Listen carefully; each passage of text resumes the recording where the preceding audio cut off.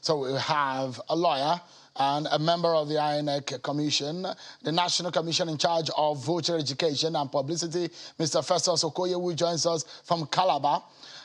Thank you so much, Ms. Okoye, for joining us tonight. And I'm also congratulations to you because this new law will now help you get funds right on time, well on time before the election that we get into. Mr. Judy Ojo is a political analyst. He's also here with us in our Abuja studio. Thank you so much, Ms. Ojo, for joining us. What makes you happy the most in this new law, Mr. Okoye? Give us a sense of how happy you are with this new law, because I know funding will no longer be a problem. The kind of logistics problem we've seen in 2019, 2015, and 2011 on the day of election may not happen any longer if this law is strictly adhered to. But other than that, what are the other areas that makes you very happy? Well, the law is quite progressive. The law is not all about funding. You can have all the funds in the world and still not conduct a very good election. I believe that the chairman of the Independent National Electoral Commission has made it very clear that this law will give us added impetus and added ammunition to prosecute the 2023 general election. There are some fundamentals in the law which will no doubt improve the regime of elections in Nigeria. For instance, in terms of the conduct of pre-election matters, the new law has removed the adjudication of pre-election matters away from the High Courts and the High Court of the Federal Capital Territory and domiciled it exclusively with the Federal High Court. And this will make for some level of certainty and will also prevent a situation where aspirants and candidates will run to courts that do not have both geographical and substantive jurisdiction to go and fight their matters. So that is one. Secondly, if you look at the law, it has also given the Commission the leeway to make a determination on the best way to conduct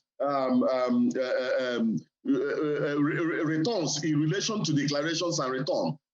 Previously, if you look at the law, the moment a returning officer makes a return, only a court of law has the right to set aside that particular return that has been made. But in this new law, the Commission has been given the power and the right and the authority to review decisions and determinations made by a returning officer within a period of 7 days, especially if the Commission believes that that particular return was made under duress or was not made in accordance with the dictates of the Electoral Act and also with the dictates of the Constitution. I also believe that one of the critical issues that has been addressed by the law relates to the issue of the determination of what constitutes overvoting and what will be used in the determination of overvoting. Previously, we used the voters register, the number of voters in the voters register for the determination of overvoting. But now, what will be used for the determination of overvoting relates to the number of accredited voters. So that is also quite progressive. And then we've had situations where the Commission has now been given the power and the authority to collect results both manually and electronically. And this will obviate the challenges we have with the issues around the transportation of results from the polling units to the first level of collation. So I think that there are so many progressive aspects of this particular act that we aid the Commission in the conduct of a very good election. And I see that already INEC has started implementing aspects of the law, especially in terms of notices and actions that should follow or before the election date.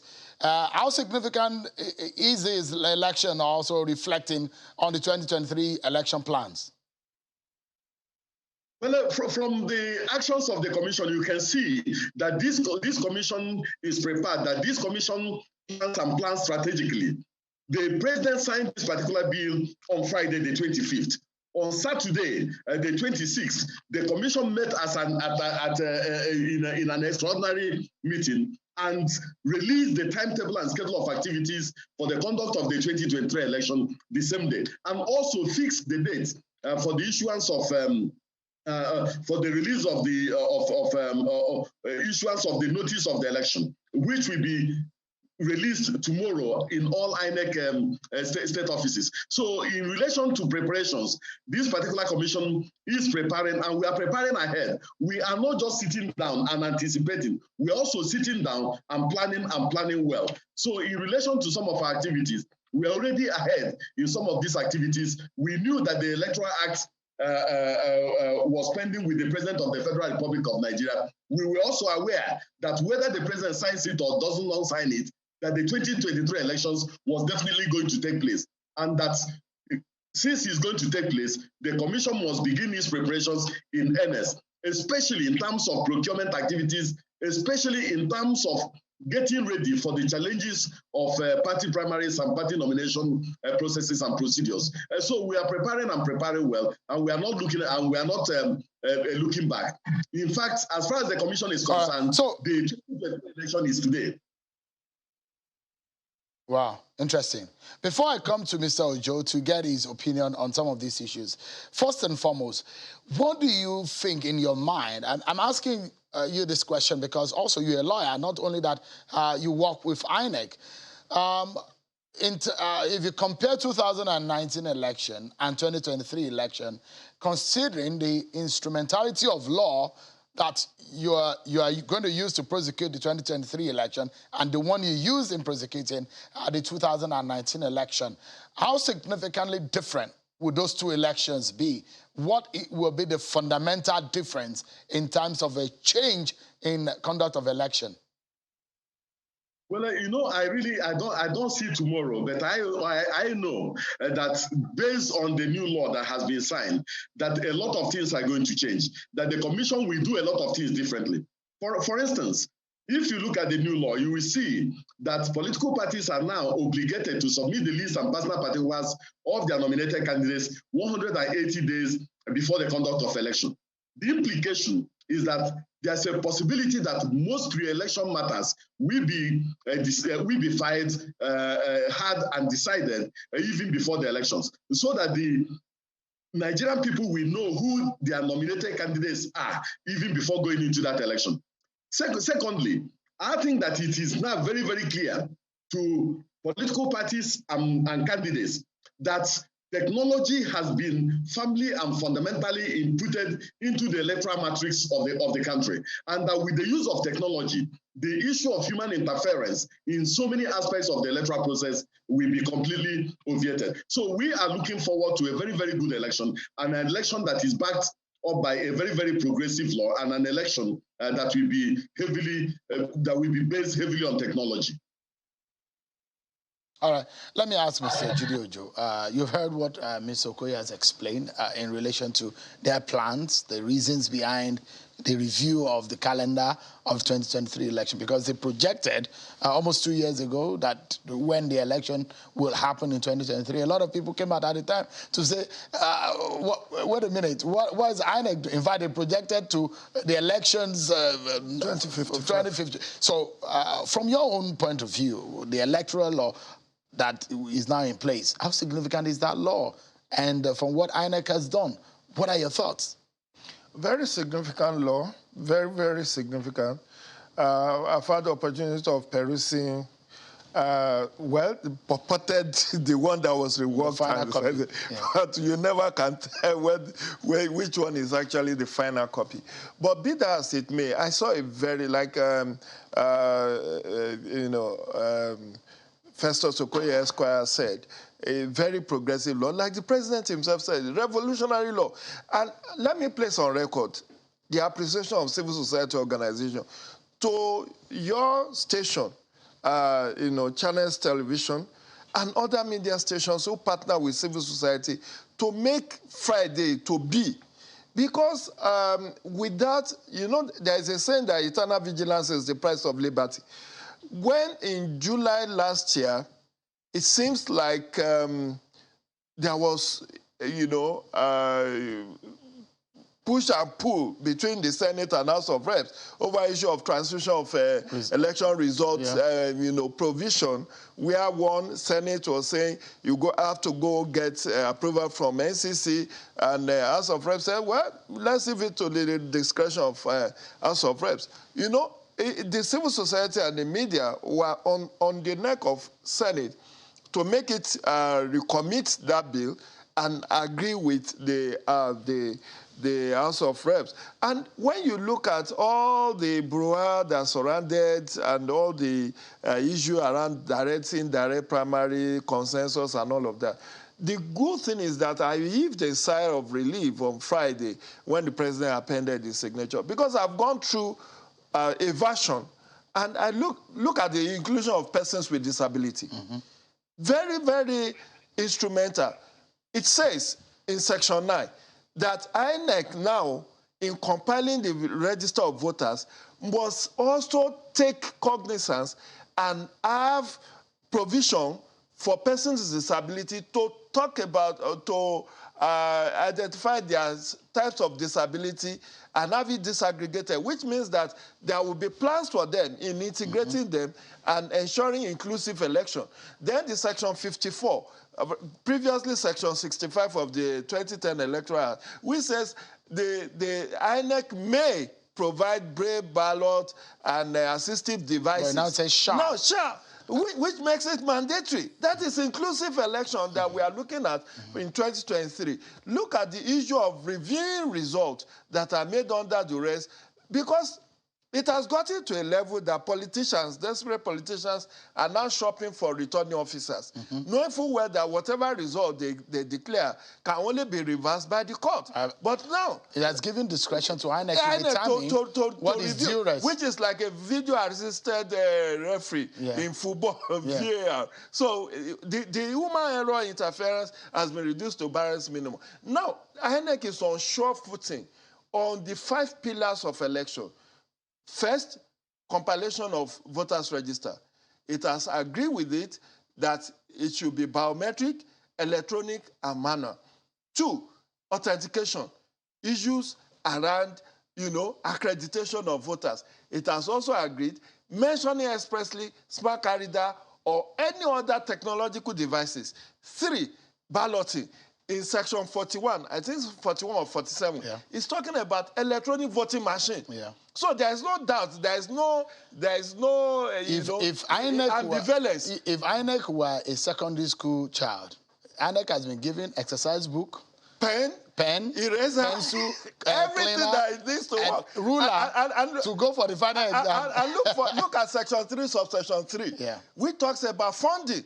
It said INEC shall have its fund for the election 360 days ahead of election. So issues that happened in 2019, 2015, 2011, on the days of election, election dates were... No, I'm even referring to 2019 experience. Because logistics... You recall that the president signed the supplementary appropriation bill for the 242 billion that was appropriated for 2019 election in June of 2018. And by the time the National Assembly went on their annual vacation for 3 months, in July of 2019, they just sent it to the Appropriation Committee to work on. By the time they came back in September, I think September or October, they were now looking for, where do you get this money to give to INEC? Is it from constituency budget? Is it from the MDAs? And that dragged on till November. And it became a major problem. Because exactly. INEC had a major problem. The printing of... So at some point, the monies were not even released for 2019 election to even print. And they print outside of the country. Exactly. Most of these materials. And let me also tell you... So those will not come... we don't envisage that to come. But let me also highlight something I saw, which is very significant. The issue of... I was lawfully nominated or lawfully excluded has also been dealt with. It says, the law says, you have 20 days to election. The samples of the ballot, you will be invited as a political party to come and look at it and check your logo, the name of your party. You have 2 days within which to raise objection. If you fail to raise those objections, INEC will take it that you have already volunteered that the information is appropriate. I think where I want us to anchor the issue of the mode of primary, I think, is an issue that we have dealt with over the... But let me ask Mr. Because electronic mode that the law brought to fore, that INEC can effectively use electronic. Because yesterday, the Beavers still gave some problem in some of the 4 states where you conducted by-election. To close the program, Mr. Okoye, what is INEC doing? Because FCT, there were these issues also in the FCT election, which we saw with the Beavers and the operations. Now, in some of the by-elections that were conducted yesterday, these issues still came up. What exactly is the problem, and how are you hoping to resolve this? Can you do that for us in like 40 seconds? Well, you know, I superintended the election in Ogoja Yala Federal Constituency, and the entire media that covered that particular election gave the Independent National Electoral Commission kudos on the performance of the Beavers. There were no complaints. Across all the states where we conducted the by-elections, the Beavers performed optimally to the excitement of the Nigerian people. And we keep on improving on the Beavers. And we're excited at the fact that some of the issues that we encountered during the FCT area council elections have been completely and comprehensively dealt with. And so the Beavers is the machine for the future and is the machine for the 2023 election. So give us a sense that in Ekiti and Osun State, you will transmit results electronically, according to the guidance of the new law, is it? Well, the law gives us the discretion to make a determination on the mode of transmission of election results. We will continue to upload polling unit results into our INEC Result Viewing portal, and we keep on improving and then introducing other technological devices in the electoral process. Let me allow Mr. Jide Ojo to give us a parting shot. Electronic means of conducting this election is a good way, but what are your views on what INEC needs to be doing urgently in 30 seconds? I feel INEC just need to hurry slowly. There are still some teething problems. Issue of zero voter in polling units. The batching, according to Section 42 of Electoral 2010, INEC needs to take it upon itself to make sure that there is none of the 176,000 polling units where there will be zero voter. Because that's what we experienced in the last... They cancelled some of the zero polling units. No, what I'm saying FCT. is that if a polling unit has been established, it is within the powers of INEC to move voters to those polling units. It should just not be there for the dummy's sake. They should batch all the... You shouldn't be having a polling unit with 1,000, 2,000, 3,000, where others will have 0 or 1 or 5 or 50. So the minimum threshold should be maximally 500 voters per polling unit or less, so that in the 6 hours that the elections are supposed to be held, you can attend to everybody that has before come 2:30. Exactly. Thank you so much, Mr. Jide Ojo, for joining us tonight. Also, a sincere appreciation to Mr. Festus Okoye for your time tonight. Thank you so much for coming, gentlemen. It's a pleasure. Well, that's our show for tonight, everyone. Many thanks for watching. I'm Sean Kimberley. Bye for now.